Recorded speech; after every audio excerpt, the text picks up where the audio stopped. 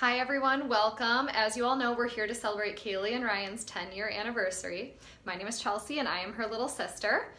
My best way to describe Kaylee and Ryan's relationship is to take you guys all the way back to the wee hours of 4 a.m. on Marquette campus. It's the end of summer. They just threw a rager of a party because the semester was about to start. And I woke up in the middle of the mid of the morning, and I heard this techno music blaring from the living room, this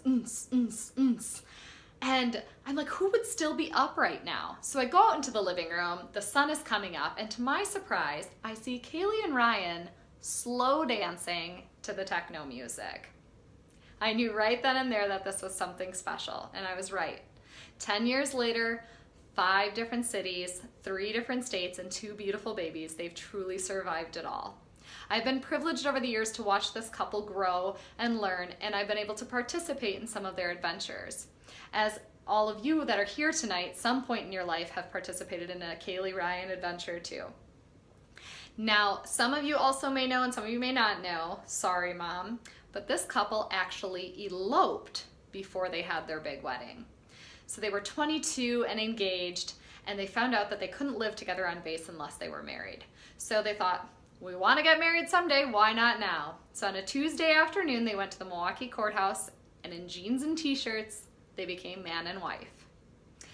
Now, after our sneaky little couple got engaged, reality sunk in and they realized it was time to move. Ryan had to start pilot training 1,400 miles away. Now, this place I'm talking about is the glamorous Del Rio, Texas. If you haven't heard about it before, let me paint you a picture. This town looks like somebody set it on fire and flooded it and left it. Yep, no joke. But there were some great memories there. You know, the Chili's that turned into a nightclub after 10 p.m., the 3-hour road trips to get to any major surrounding city. Now, you'd think it would be really hard for people to leave someplace like that. But Kaylee and Ryan got orders to move, and they headed up to California, which was a night and day difference from their rootin' tootin' lifestyle that they were living in Texas. Don't get me wrong, there was still some traveling to get to bigger cities, 45 minutes to Napa Valley or 35 minutes to San Francisco, little weekend trips. This couple was really roughing it, you guys. Well, their super busy life in California flew by, and 2 years later, they were given orders to move again, and then they also found out they were expecting their first child. So from West Coast to East Coast, they did the 42-hour drive, and they made it to Philadelphia. And somehow they conquered that city with 2 dogs, Kaylee being pregnant, living in a townhouse. They got it. And as you all know, this city is very special because it's where they had their children. So let's talk about those babies. Now, I honestly didn't know that I could love somebody more than my family or my husband.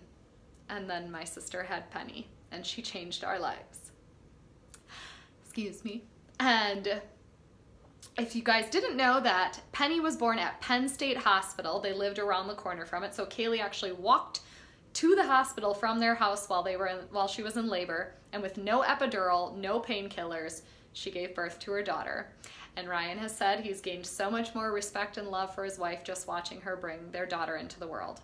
And then just 2 years later, they did the same thing all over again and brought Henry into the world. Now, Henry's first month here was not what you guys had planned, but it's made you stronger as a couple. If any of you did not know, Henry was born with a genetic mutation that caused a blood disorder called hemophilia type B. During a routine procedure after birth, he had a complication and was rushed to Children's Hospital. I have never seen my sister be so strong while the rest of us were falling apart. And Ryan, I know you're strong, but I have so much more love and respect for you now, because I saw you put your wife and children first, and I saw you give up everything for them.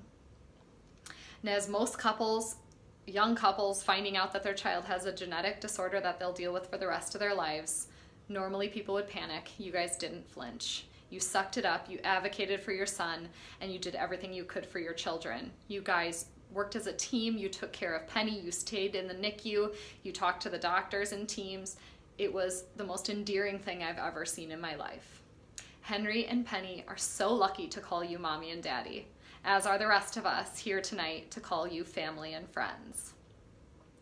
Now, you guys started off as Marquette You guys started from Marquette techno music mornings to those long hauls across the country, and now you're listening to Let It Go and the Trolls soundtrack on a Saturday night. And I know you wouldn't give it up for anything. You both have sincerely proven that love can survive the growing pains of life. Many of us hope to find a love like you guys have. And I know I speak for everyone here when I say that seeing your sister or your brother or your son or your daughter being loved by another person the same way you love them, there's nothing better than that.